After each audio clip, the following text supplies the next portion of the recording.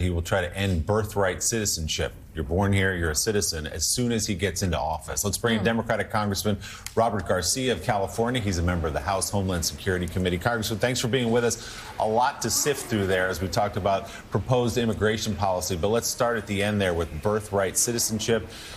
President-elect Trump says he can get rid of it the day he gets into office. What's your reaction? Well, I think all these new ideas that Trump is coming out with and his proclamations over the weekend, besides being unconstitutional, are really quite un-American and shameful. I'm someone that am an immigrant myself. I came to this country part of the time. I was not documented. This idea that somehow we're not contributing to the country is really, really sad to see. And quite frankly, most of his ideas are out of step with what most Americans want.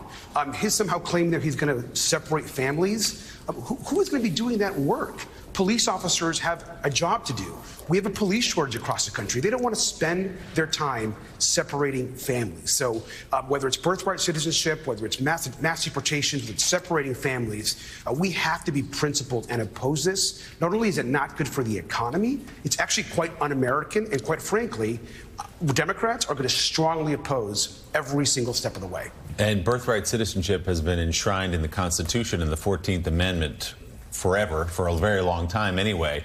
So obviously it would take a major act. You can't just wave a magic wand and get rid of that. That's the good news for people who enjoy that citizenship.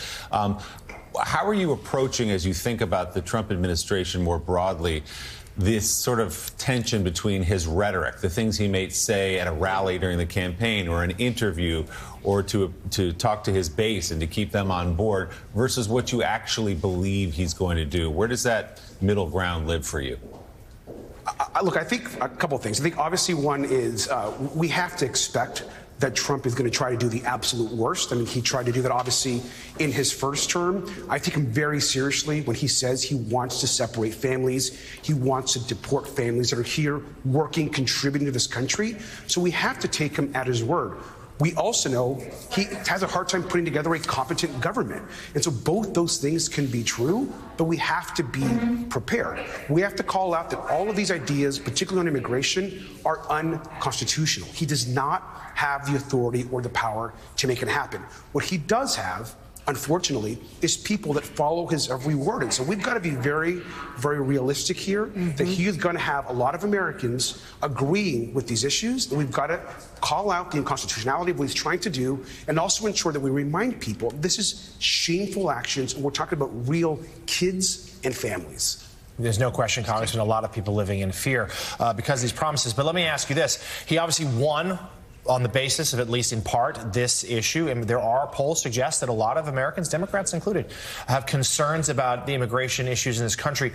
You know, beyond just resisting what Trump wants to do, what are some efforts that Democrats could put forth to actually put solutions to these problems?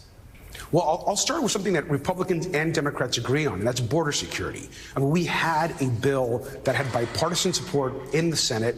We could have got it done. We understand we want a secure border. We don't, of course, want people that are causing crimes here. That if they're undocumented or they're causing crimes, of course they shouldn't be here. We want to support our Border Patrol agents. We want to make sure that there's guest worker programs. These are sensible bipartisan solutions that we could come to. Now, beyond a border security plan, we should also be very clear that, yes, we need a comprehensive immigration reform package in this country. Look, the president's talking about Dreamers. We would welcome a plan on Dreamers. Do I believe he's actually going to follow through with it? Absolutely not. But we would welcome a plan on Dreamers. Those are the types of issues that we're ready and we're at the table on. But what we're not going to do is stand by and have them separate families and put kids back in detention camps. All right, Democratic Congressman Robert Garcia of California, thank you so much. And you know, Jonathan, this conversation,